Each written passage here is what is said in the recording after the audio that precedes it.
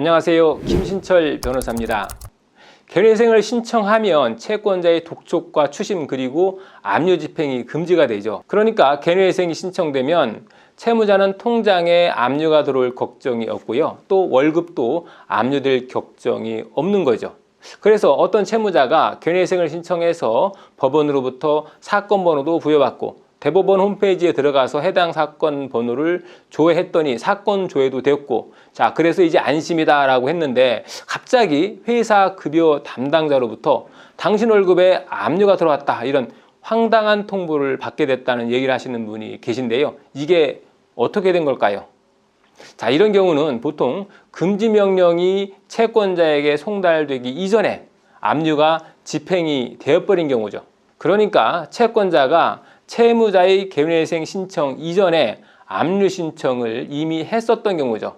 그래서 결국에는 채무자가 금지 명령으로 보호를 받기 전에 이미 압류가 집행이 돼버린 경우죠. 만약에 채권자로부터 압류가 들어오기 전에 벌써 금지 명령이 내려졌다라고 한다면 압류가 무효가 되겠죠. 하지만 금지 명령이 통보되지 않은 상태에서 압류 집행이 먼저 이루어졌다면 이 압류는 그대로 유효하다는 거죠. 보통 개인회생을 신청하고 이 금지 명령이 내려지는 데까지는 2, 3일 정도 걸리고요. 또 금지 명령이 채권자에게 송달이 돼야 되겠죠. 이 송달에 걸리는 시간이 사나흘 정도 걸리죠. 그래서 통상 사건이 접수되고 일주일 정도의 시간이 흘러야 금지 명령으로 보호를 받을 수 있게 되는 거죠. 자, 그런데 공교롭게도 그 사이에 이미 압류 집행이 이루어지게 된다라고 하면 그 집행은 유효하다는 거죠.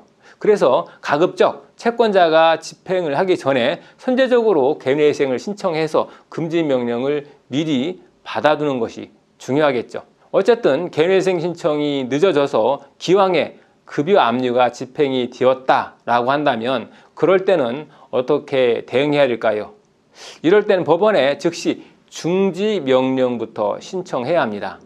이 중지 명령은 채무자의 채권 압류 진행을 중간에 중지시켜서 채권자가 추심해가지 못하도록 멈춰 놓는 제도죠. 이 중지 명령이 내려지면 회사 급여 담당자는 압류되는 급여를 채권자에게 지급해 주지 않고 계속해서 회사에서 보관하게 됩니다. 그러니까 중지 명령은 채권자가 압류되고 있는 적립금을 가져갈 수 없도록 하는 그런 절차다라고 이해를 하시면 되겠죠.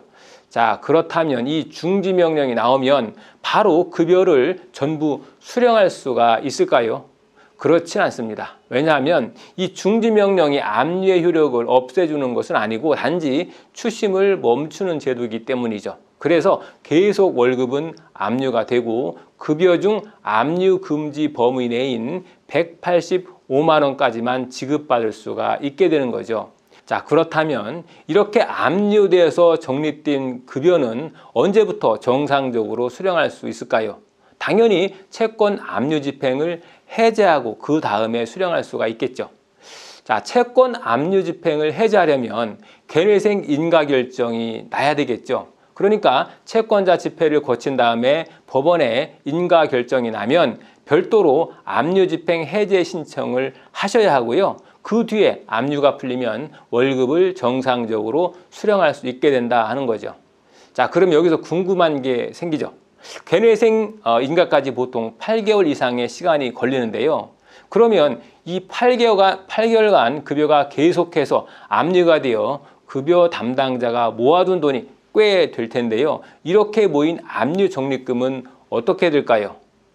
보통은 법원에서는 채무자의 회사로 모여진 압류 적립금을 법원 계좌로 입금하라 하는 내용의 공문을 보내죠.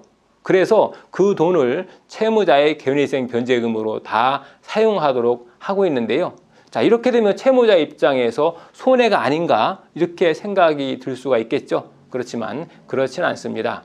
왜냐하면 채무자가 변제해야 할 전체 변제금 총액은 그대로 유지가 되고 있기 때문이죠. 그래서 압류 적립금이 개인회생 변제금에 투입이 되면 그 투입된 만큼 채무자가 내야 할 돈이 비례해서 감액이 되기 때문에 채무자에게 손해가 가는 일은 없습니다.